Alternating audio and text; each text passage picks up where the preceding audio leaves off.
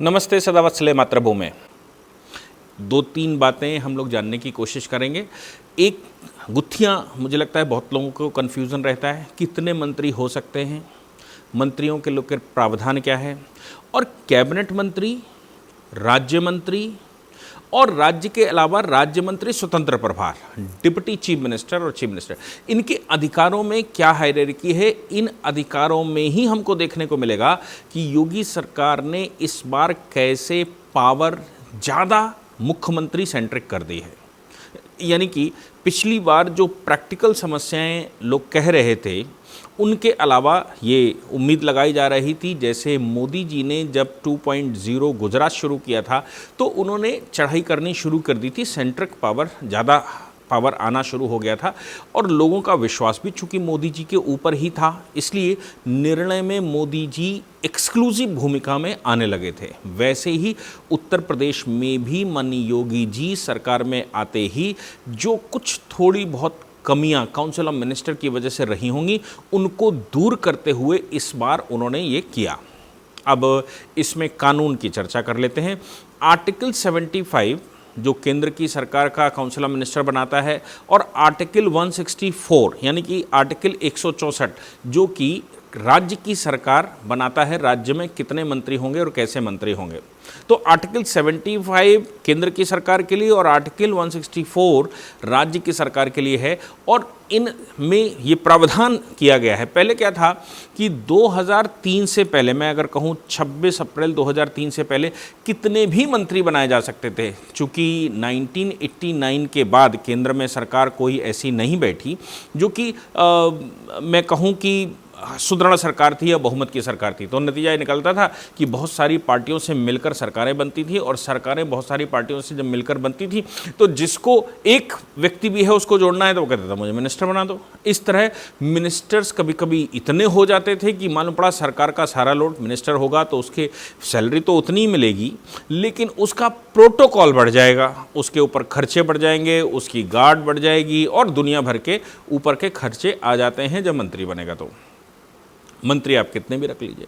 तो वाजपेयी सरकार ने 2003 में 91st कॉन्स्टिट्यूशनल अमेंडमेंट यानी कि 91वें कॉन्स्टिट्यूशनल अमेंडमेंट लेकर आए, और जिसमें उन्होंने कहा कि आर्टिकल 75 और आर्टिकल 164 के तहत अगर यूनिलेटरल कोई असेंबली है, यानी कि केवल एक असेंबली है जिसको हम लोकसभा कहें या फिर राज्य में हम कहें कि ये विधानसभा है, तो फिर उसकी टोटल स्ट्रेंथ का 15% से ज़्यादा मिनिस्टर नहीं हो सकते।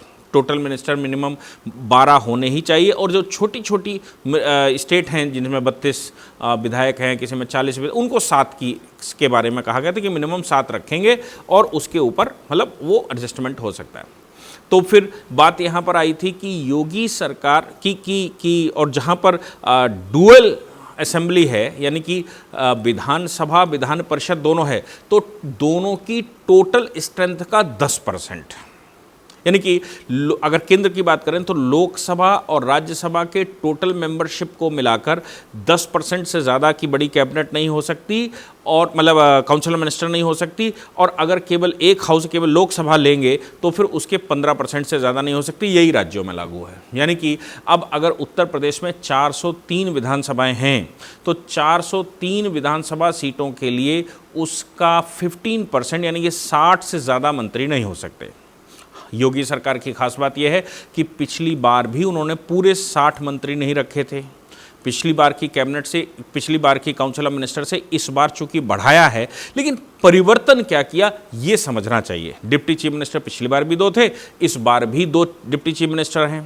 पिछली बार जो टोटल कैबिनेट थी, जो टोटल काउंसिल ऑफ मिनिस्टर, मैं बार बार कैबिनेट कह रहा हूँ, ये गलत शब्द है, कैबिनेट अलग चीज़ होती। काउंसिल ऑफ मिनिस्टर जो कॉन्स्टिट्यूशन में वर्ड इस्तेमाल किया गया है वो काउंसिल ऑफ मिनिस्टर वर्ड इस्तेमाल किया गया है। काउंसिल ऑफ मिनिस्टर का वर्ड का मतलब ये होता है कि पूरी उसमें चाहे चीफ मिनिस्टर हो, चाहे डिप्टी चीफ मिनिस्टर हो, चाहे कैबिनेट मंत्री हो, चाहे वो स्वतंत्र प्रभार का मिनिस्टर हो या राज्य मंत्री हो, सब मिलाकर काउंसिल ऑफ मिनिस्टर बनती है। पिछली वाली योगी जी की जो सरकार बनी थी उसमें टोटल 47 मेंबर्स थे, यानी कि 60 में से 13 कम 47 मेंबर्स थे। मुख्यमंत्री मिलाकर 25 कैबिनेट मंत्री थे, 9 इंडिपेंडेंट चार्ज के मंत्री थे और 13 स्टेट मिनिस्टर थे। अब इनके पहले बंटवारों को समझ लेना चाहिए कि क्या डिप्टी चीफ मिनिस्टर को कोई अतिरिक्त प्रोटोकॉल मिलता है, क्या वो चीफ मिनिस्टर के बराबर ही होता है या उसको कोई अधिक अधिकार मिलते हैं। देखिए, चीफ मिनिस्टर भी कैबिनेट मंत्री होता है, डिप्टी चीफ मिनिस्टर भी कैबिनेट मंत्री होता है। केवल संविधान में जो प्रावधान है उसमें ये कहा गया है on the aid and on the recommendation of the chief minister. तो चीफ मिनिस्टर की ही रिकमेंडेशन होती है, यानी कि जो पावर मुख्य रूप से है वो चीफ मिनिस्टर के पास पावर है जो विधायक दल ने चुना है या जिसको शपथ दिलवाएगी। बाकी डिप्टी चीफ मिनिस्टर नाम की कोई पोस्ट हमारे संविधान में नहीं मेंशन की गई है, हम उसको कह भी नहीं सकते, लेकिन वो कैबिनेट मंत्री तो होते ही। डिप्टी चीफ मिनिस्टर को केवल हम ये कहें कि उसका ओहदा बढ़ा दिया, चीफ मिनिस्टर के बाद नंबर 2 नंबर 3 की बात बता दी, इससे ज़्यादा कुछ नहीं है। जैसे बाकी कैबिनेट मिनिस्टर काम करते हैं वैसे ही ये डिप्टी चीफ मिनिस्टर भी काम करते हैं। सैलरी वैलरी में भी कोई फ़र्क डिप्टी चीफ मिनिस्टर के नहीं होता, उनके जो एडवांटेजेस हैं उसमें भी डिप्टी चीफ मिनिस्टर का कोई फ़र्क नहीं होता, केवल उसका ओहदा बढ़ जाता है और चीफ मिनिस्टर जैसे पावर देना चाहे वैसे उसको एक्स्ट्रा कुछ मंत्रालय, कुछ चीज़ें, कुछ विशेष मंत्रालय दे देता है।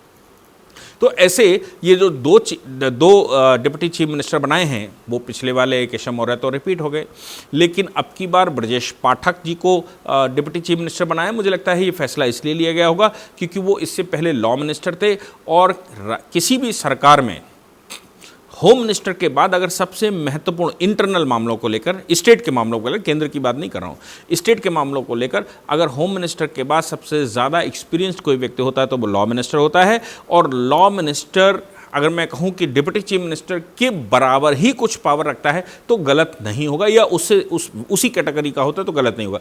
इसलिए वो लॉ मिनिस्टर थे। लॉ मिनिस्टर को अगर यहाँ पर डिप्टी चीफ मिनिस्टर बना दिया गया है तो कैबिनेट का दर्जा लेते हुए वही प्रोटोकॉल, वही चीज़ें उसको मिलने वाली हैं और उसका ओहदा बढ़ा दिया। हम ये कहें कि एक लॉ मिनिस्टर को डिप्टी चीफ मिनिस्टर बनाकर उसका ओहदा बढ़ाया। दूसरी बात, अब बात करते हैं कैबिनेट मिनिस्टर्स की। तो जो मिनिस्ट्रियां होती हैं, कैबिनेट मंत्री का मतलब ये है कि वो निर्णय में पार्टिसिपेट करते हैं। चीफ मिनिस्टर की जो काउंसिल हमने जो मिनिस्टर निर्णय करेंगे उसमें कैबिनेट मिनिस्टर निर्णायक भूमिका में होते हैं। ये कैबिनेट मंत्रियों के अलग मंत्रालय होते हैं और उन मंत्रालयों के लिए कैबिनेट मंत्री ही रिस्पॉन्सिबल होता है। दूसरी बात, तो एक बात समझ में आई कि कैबिनेट मंत्री मतलब कि वो एक पार्टिकुलर मंत्रालय जिसके अंदर बहुत सारे डिपार्टमेंट हो सकते हैं उसका वो एक्सक्लूसिव चीफ होता है और इसके लिए कुछ डिप्टी उसको दिए जाते हैं जिनको मिनिस्टर ऑफ स्टेट्स कहते हैं, यानी कि राज्य मंत्री। याद रखिएगा, राज्य मंत्री कैबिनेट मंत्री के मातहत रखने, यानी कि उनके सहयोगी, सहायक, डिप्टी जो भी कह लीजिए उसकी तरह रखे जाते हैं। अब बात आती है स्वतंत्र प्रभार। स्वतंत्र प्रभार कैबिनेट में तो कैबिनेट मंत्री तो नहीं होते, लेकिन कैबिनेट मंत्री से ही थोड़ी कम पावर रखते हैं, यानी कि स्टेट मिनिस्टर से ज़्यादा इम्पॉर्टेंस इंडिपेंडेंट चार्ज के स्टेट मिनिस्टर की होती है। और इंडिपेंडेंट चार्ज स्टेट मिनिस्टर ज़्यादातर हम ये देखते हैं कि जो पहले बहुत बड़े कैडर के लोग होते हैं, बहुत ज़्यादा एक्सपीरियंस्ड लोग होते हैं, उनको कैबिनेट मंत्री बनाने की बजाय सरकार उनको state ministers with independent charge बनाती है। अच्छे कैडर के, अच्छे होशियार लोग जिनको लगता है कि इनको कैबिनेट का काम देना चाहिए, लेकिन पहली बार में कैबिनेट न देकर इंडिपेंडेंट मिनिस्टर बना लेते हैं, क्योंकि ये स्वतंत्र प्रभार के जितने मिनिस्टर रहते हैं ये सीधा मुख्यमंत्री को रिपोर्टिंग करते हैं। जो भी डिपार्टमेंट, जो मंत्रालय मुख्यमंत्री अपने पास रखता है उसको वो स्वतंत्र प्रभार के माध्यम से चलाता है। तमाम तरह के डिपार्टमेंट उसको बांट देता है या मिनिस्ट्रियाँ बांट देता है। इसका मतलब ये हो गया कि बिल्कुल वैसे ही जैसे कैबिनेट मंत्री होता है और वो पूरी पावर अपने मंत्रालय के रखता है और उसके डिप्टी मिनिस्टर्स यानी कि स्टेट मंत्री, राज्य मंत्री कैबिनेट मंत्री को रिपोर्टिंग करते हैं, सीधे मुख्यमंत्री को रिपोर्टिंग नहीं करते। और कैबिनेट मंत्री मुख्यमंत्री को रिपोर्टिंग करता है और जब निर्णय होता है तो कैबिनेट मंत्री मुख्यमंत्री के साथ बैठता है।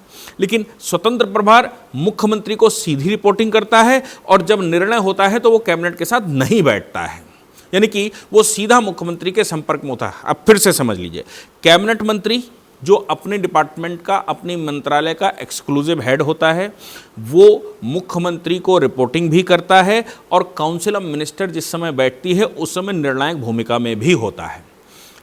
State ministers with independent charge यानी कि राज्य मंत्री स्वतंत्र प्रभार, ये सीधा मुख्यमंत्री को रिपोर्टिंग करता है, लेकिन ये कैबिनेट के निर्णय में शामिल नहीं होता है, मुख्यमंत्री इसके बिहाफ पर बात करता है। बिल्कुल वैसे ही जैसे कैबिनेट मंत्री का जो राज्य मंत्री होता है वो कैबिनेट की बैठक में नहीं बैठता है, राज्य मंत्री सीधी रिपोर्ट कैबिनेट मिनिस्टर को करता है, cabinet minister council of minister को जाती है, ये वो कैबिनेट को जाती है, और इंडिपेंडेंट प्रभार सीधा मुख्यमंत्री को रिपोर्ट करता है और वहाँ से कैबिनेट के सामने बात रखी जाती है और ऐसे निर्णय होते हैं।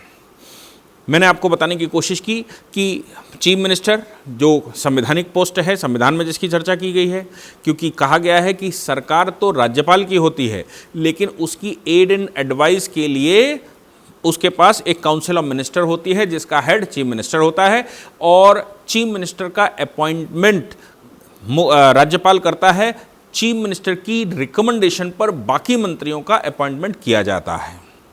ये बात क्लियर है। तो यहाँ पर chief minister, deputy chief minister कोई अलग से संवैधानिक प्रावधान नहीं है, ये चीफ मिनिस्टर के डिस्क्रिप्शन पर है, और जाति समीकरण, क्षेत्रीय समीकरण, पावर के समीकरण, इन सबको बैलेंस में रखते हुए बनाया जाता है। और इसी प्रकार कैबिनेट मंत्री के मातहत उनके सहायक राज्य मंत्री और चीफ मिनिस्टर के सहायक state ministers with independent charges.